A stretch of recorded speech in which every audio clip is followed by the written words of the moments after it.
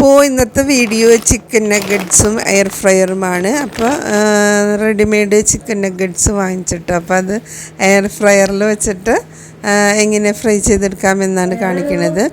അപ്പോൾ ഇത് കട്ട്ലൈറ്റ് പോലെ തന്നെ നല്ല ഷേപ്പാക്കി കിട്ടിയേക്കണതാണിത്, എല്ലാ ഇൻഗ്രീഡിയൻസൊക്കെ ചേർത്തിട്ട്. അപ്പോൾ ഞാനിത് എയർ ഫ്രയറിലൊന്ന് വെച്ച് നോക്കുകയാണ്. അപ്പോൾ ജസ്റ്റ് വെളിച്ചെണ്ണയൊക്കെ ഒന്ന് തേച്ച് ഇതെങ്ങനെയെന്ന് അറിഞ്ഞൂടാ, ആദ്യമായിട്ട് ചെയ്ത് നോക്കണതാണ്. അപ്പോൾ ഓരോ പീസായിട്ട് എയർ ഫ്രയറിൽ വെച്ച് കൊടുക്കുകയാണ്.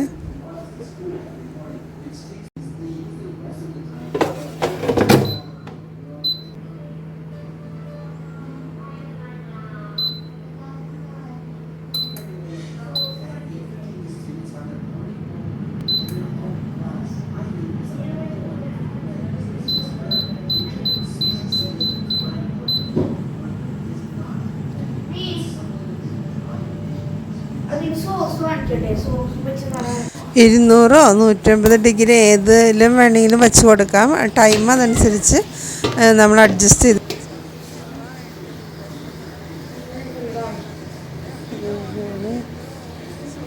മറിച്ചിടണത്. ഓയിലുണ്ട്, വെളിച്ചെണ്ണ തേച്ചാണ് അത്. അപ്പോൾ ഇത് മറിച്ചിടണം, ഒരു മുകളിലെ ഫ്രൈ ആവും, എന്നിട്ടുണ്ടാവും എന്നാലും ഫ്രൈ ആവും. അപ്പം ഞാൻ ചിക്കൻ പറഞ്ഞേ മേടിക്കുക എന്താണ് കൂടുതൽ വെച്ച്. അപ്പം അത് ഭയങ്കരമായിട്ട് കരിഞ്ഞ ടേസ്റ്റായി. ടേസ്റ്റൊക്കെ വളരെ കൊള്ളില്ലാത്ത ടേസ്റ്റായിരുന്നു, കരിഞ്ഞ ചൊക്കയായിരുന്നു. അപ്പോൾ ഈ ഒരു വേവാണ് കേട്ടോ പാകം. അപ്പോൾ ഇത് നമ്മൾ നന്നായിട്ട് ഇങ്ങനെ പിഴിഞ്ഞ് നോക്കുമ്പോൾ നന്നായിട്ട് ഓയിലുണ്ട്. അപ്പോൾ ഇത് ഓയിൽ വേണ്ട.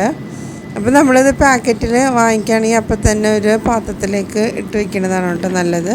കവറിൽ തന്നെ ഇരുന്ന് ഇതേപോലെ ആകെ ഉണ്ട പോലെ ആയിപ്പോകും.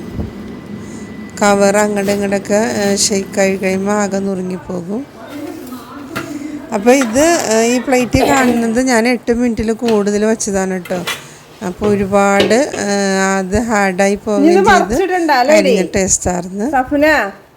ഇത് വെന്തിട്ടുണ്ടാവും, ഇനി മറിച്ചിടണില്ല. ഇത് എന്താന്ന് വെച്ചാൽ മറിച്ചിട്ട് കഴിഞ്ഞാൽ ഒന്നുകൂടി മുരിഞ്ഞിട്ടുണ്ടാവും. ചിക്കന് ലൈറ്റ് ആയിട്ട് ഇതിൽ ചെയ്തിട്ടുള്ളൂ, അതിൽ പൊടിയൊക്കെ ഇതായൊക്കെ ഉണ്ട്.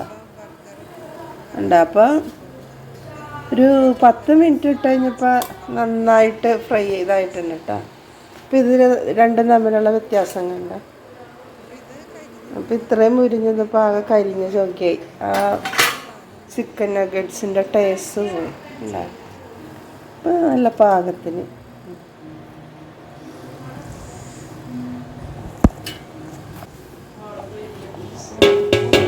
ഇത്രയും ഓയില്. അപ്പോൾ അതിൻ്റെ അടിയിലുള്ള എയർ ഫ്രയറിൻ്റെ അടിയിലുള്ള പാത്രത്തിൽ കണ്ട ഓയിലാണത്. അത്രയും ഓയിൽ അതിൽ നിന്ന് ചാടി വന്നിട്ടുണ്ട്. പിന്നെ ബാക്കി കുറച്ചിട്ട് ഇത് ഞാനൊരു പാനിൽ വെച്ചിട്ടൊന്ന് ഫ്രൈ ചെയ്തെടുത്താണ് കേട്ടോ. പാനിൽ വെച്ചിട്ടും ഫ്രൈ ചെയ്തെടുത്തപ്പോൾ അതിലും ഒരുപാട് ഓയിൽ അതിൽ നിന്ന് തന്നെ ഉണ്ടായി. അപ്പോൾ നമ്മളിത് ഓയിലൊന്നും പൊരിച്ചെടുക്കണ്ട. ഇതേപോലെ റെഡിമെയ്ഡ് ഉണ്ടാക്കിയത് വാങ്ങിക്കുകയാണെങ്കിൽ ഓയിലൊന്നും പൊരിച്ചെടുക്കണ്ട, അതിൽ തന്നെ ഓയിൽ ഓൾറെഡി ഉണ്ടാവും. അപ്പോൾ വീഡിയോ ഇഷ്ടമായെങ്കിൽ ലൈക്ക് ചെയ്യുക, കമൻറ്റ് ചെയ്യുക കേട്ടോ. അപ്പോൾ ഇത് ഫ്രൈ ആയി എടുത്തപ്പോൾ ചെറിയ തീയിലിട്ട് വേണം ഫ്രൈ ആയി എടുക്കാൻ. അപ്പോൾ അതിൽ നിന്ന് തന്നെ വീണ ഓയിലാണ്